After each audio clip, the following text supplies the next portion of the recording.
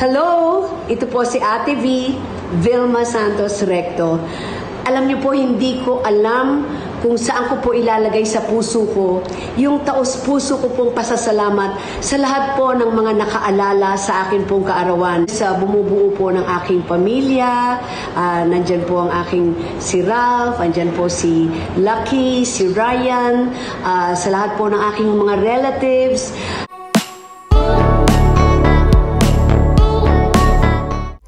70th birthday na ni Ate V at syempre ang kanyang mga inspirasyon, binisita siya, ang mag-anak na Luis, Jessie at Peanut.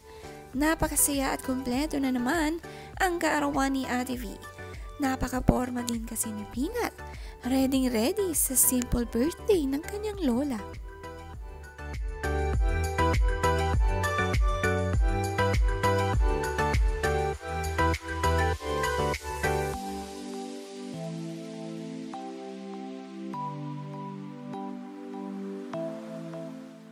Baba. Oh. Oh, yeah.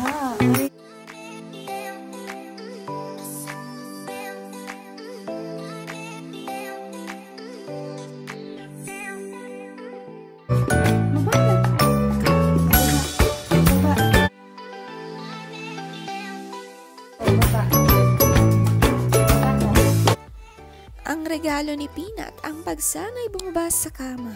Malapit na nga itong lumakad. Next month nga birthday naman ni Peanut sa December. Nakakatuwa dahil magkasunod ang birthday ng maglola. Nagpakita ng gilas nga si Peanut sa kanyang Daddy Luis.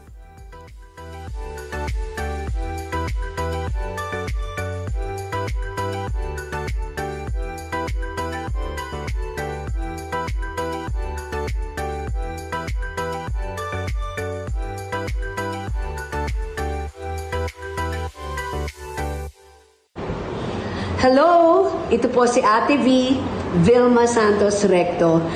Alam niyo po, hindi ko alam kung saan ko po ilalagay sa puso ko yung taos-puso ko pong pasasalamat sa lahat po ng mga nakaalala sa akin pong kaarawan, sa lahat po ng mga bumati at nagbigay po ng kanilang mga well wishes para po sa akin. Gusto ko man po kayong sagutin isa-isa, hindi ko po talaga makakaya. Kaya ang ginawa ko po ay gagawin ko itong video na ito para po sa inyong lahat. Siyempre sa bumubuo po ng aking pamilya, nandyan po ang aking si Ralph, nandyan po si Lucky, si Ryan, sa lahat po ng aking mga relatives. Nagpasalamat nga si Vilma Santos sa kanyang mga inspirasyon. Sa long speech na ito, marami nga siyang nabanggit. Special nga ang kanyang 70th birthday. Ang daming nagmamahal sa kanya.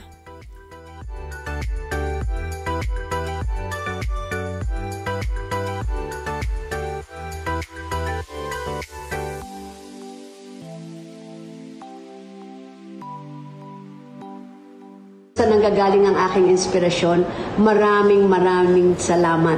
And also, gusto ko rin pasalamatan yung aking pong mga colleagues in the movie industry, yung mga kaibigan ko po sa pelikulang Pilipino na talagang hanggang ngayon naaalala pa rin po akong batiin at nagbibigay po ng mga magagandang mensahe para po sa akin.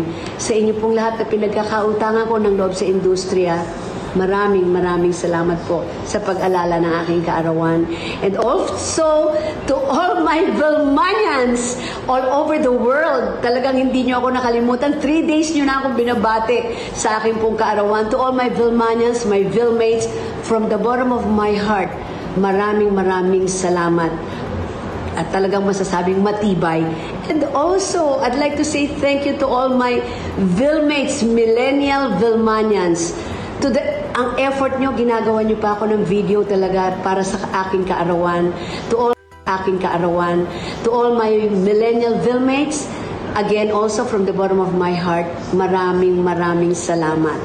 At siguro kukunin ko na rin yung pagkakataon na ito para bumati sa lahat po ng publiko at mga kaibigan ko here and abroad. Kahit abroad ay naalala nyo pa rin po akong batiin. Maraming salamat po sa inyo. Sa mga showbiz industry, Vilmate solid fans si Vilma, mga kaibigan dito sa Pinas at abroad, lahat pinasalamatan ni Vilma Santos.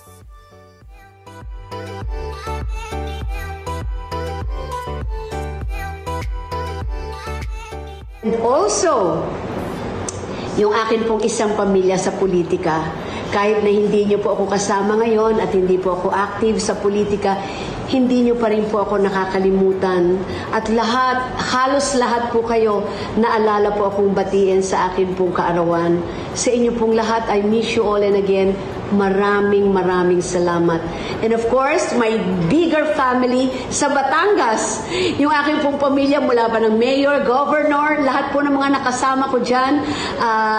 Sa inyo pong lahat, naging congresswoman ako. Sa inyo pong lahat, maraming salamat. Lahat po ng mga messages nyo, binasa ko po. Hindi ko po kayo makakalimutan at ang utang na loob ko sa inyong lahat. You know, I may not be getting any younger, but may I take this opportunity to say thank you so much for the love and support for so many years. Nakatatak po yun sa puso ko, kaya hanggang ngayon nandito pa rin po ako.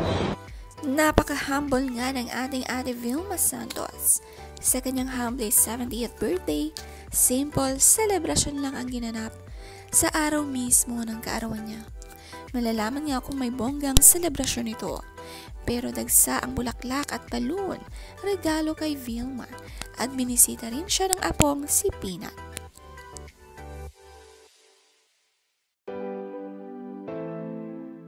And again, from the bottom of my heart, maraming salamat for making my life very meaningful.